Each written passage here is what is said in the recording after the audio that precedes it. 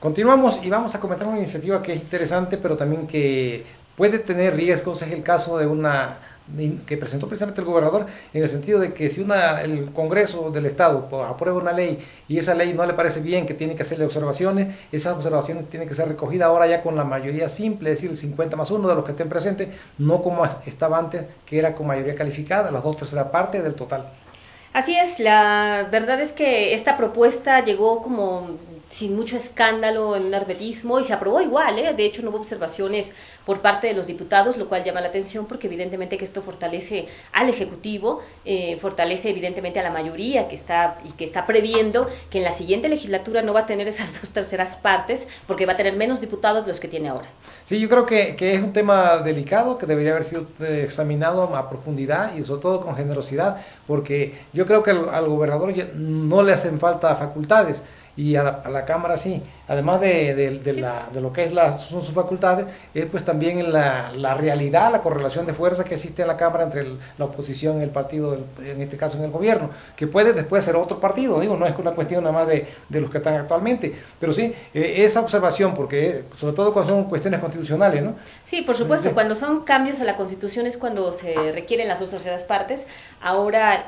bueno, va por mayoría simple en el caso de las observaciones del Ejecutivo, hay otras evidentemente que no se podrán hacer si no están las 2/3 de la legislatura, pero bueno, eso es parte de los contrapesos, del control que tiene que tener también el Poder Legislativo ante un Ejecutivo que tiene mayoría en la legislatura y que lo que él diga, pues esa mayoría siempre va a hacer caso y va a tratar de sacar adelante a las propuestas del gobernador. Es decir, el constituyente fue muy sabio en ese sentido en los temas delicados, y sobre todo cuando el gobernador hace observaciones para que sea pues que estén de acuerdo también las 2/3 de los diputados en que esas observaciones son procedentes, que son necesarias, que son convenientes a los intereses de la mayoría, y eso era sabio, eso se quitó. Sí, eso se quitó y ahora pues vamos a ver las implicaciones, qué vendrá, o para qué está preparando el terreno también, ¿no? El PRI con sus aliados en la siguiente legislatura, y si no habrá un reproche también de los siguientes diputados, que son un poco más de los que están ahora, sobre todo por la bancada de Morena, y bueno, pues también en esta sesión de la semana pasada, que fue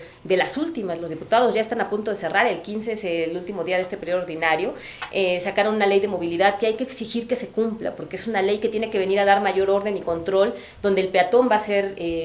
la primera figura que se tiene que respetar, y después los ciclistas y el transporte masivo, y al último lugar el vehículo. Es importante, la verdad, inhibir el uso de vehículos porque pues contaminamos y las ciudades no dan para tanto. Sí, claro, y de luego también queremos comentarlo esto de la iniciativa para crear la figura constitucional de gobierno de coalición. En realidad es una adecuación de la constitución política local a la reforma constitucional federal, que también prevé los gobiernos de coalición, y la verdad es que es una figura que no es obligatoria, pues aunque se apruebe, aunque esté prevista en la Constitución, el que gane, por ejemplo, la gubernatura puede hacer gobierno de coalición o puede no hacerla, pero está la posibilidad, por una parte. Por la otra también el partido minoritario, el partido de oposición, que puede formar coalición con el partido en el gobierno, también no está obligado a aceptarla, a coaligarse pues a fuerza, pero como posibilidad ahí está, ¿no? Y esperamos que, pues como va en la tesitura de la reforma política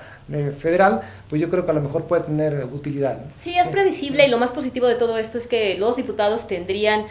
voz y voto en los integrantes del gabinete, actualmente, excepto en el titular de Seguridad Pública. Pero actualmente solamente lo tienen con el procurador, y ahora tendrían, pues ahora sí que desde el secretario general de gobierno a cualquier integrante, excepto el comisionado de seguridad, y pues habrá que ver, ¿no? Primero cómo sale, seguramente la izquierda aprobó en su consejo estatal que iba a ir en contra. Tendremos que ver si la votación se divide o respetan este voto,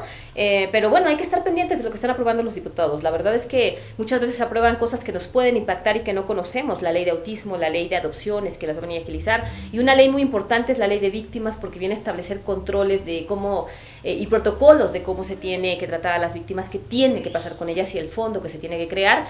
y nadie está exento de ser una víctima de un delito. Aquí llamó la atención porque digo, desde luego, porque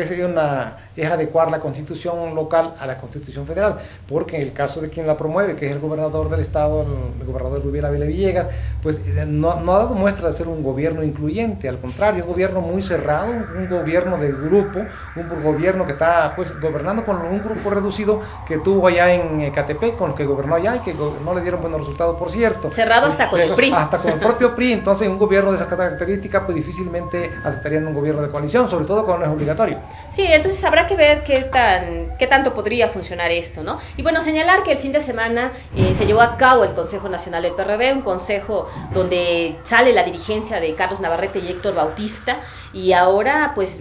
estarán eligiendo nueva dirigencia para septiembre. Sí, esto como resultado de la mala votación que obtuvo en el país en las instituciones federales, y desde luego cuando perdió como 40 diputados de los que tenía, y desde luego en una cuestión de división, de fragilidad, porque pues se salieron ya las grandes figuras, las que le aportaban tanto carisma como credibilidad, respetabilidad, talento y todo. Ahí está López Obrador, está Cárdenas, está Ebrard, entre otros, ¿no? Entonces, pues una medida desesperada. Habría que ver si le cree que le pueda resultar, ¿no? Sí, habrá que ver qué es lo que va a suceder con esto. Por lo pronto, bueno, reconocer que fue Carlos Navarrete el que puso también su renuncia en la mesa, sí. Y vendrá un Congreso Nacional donde se determinará incluso si hay o no renovación en los estados también y en los municipios. Ya veremos. Y bueno, simplemente resaltar antes de irnos a un corte que Óscar fue liberado, algo que ya se había señalado, lo tenemos que mencionar porque es una noticia que pues le dio la vuelta a todo el país y que afortunadamente contó con el respaldo de la UAM. Sí, era una injusticia que estaba cometiendo, y desde luego que bueno que se haya corregido, digo, el hecho en sí, porque de todos modos los 5 o 6 días que estuvo preso, o 7 creo, estuvo en un infierno, en una cárcel de alta seguridad, un universitario, un sociólogo, un alumno brillante, y que le ha dado trato de criminal como si fuera jefe del narco, ¿no? Sí, le cortaron el cabello, lo cual también es una forma hasta de agresión psicológica, y pues es lamentable, ¿no? Lo que ocurrió es, por fortuna, él salió, dice que va a apoyar la causa de esta chica bailarina que también lleva ella meses recluida, y qué bueno, ¿no? Que se apoye, y quizá por todo el apoyo que tuvo Óscar, el caso de ella también se conozca y pues deje de cometerse una injusticia. Sí, sobre todo creo que en el caso de su liberación fue muy importante el gran respaldo que concitó en las redes sociales y de luego en la comunidad universitaria, con las propias autoridades de la UAM, el propio rector, ¿no?, a la cabeza. Entonces se conjugaron muchas condiciones para que se fuera liberado. Desde luego no todos han tenido esta suerte y hay mucha gente presa inocentemente, y qué bueno que él se preocupe por eso. Sí, la verdad es que pese a las críticas que ha habido de que si no hubiera sido por la universidad no hubiera salido, para tener el respaldo que tuvo, para el pronunciamiento que hubo del rector y después hasta del gobernador, la PGR se tardó en liberarlo. Sí, pero claro. Bueno, vamos a un corte y volvemos.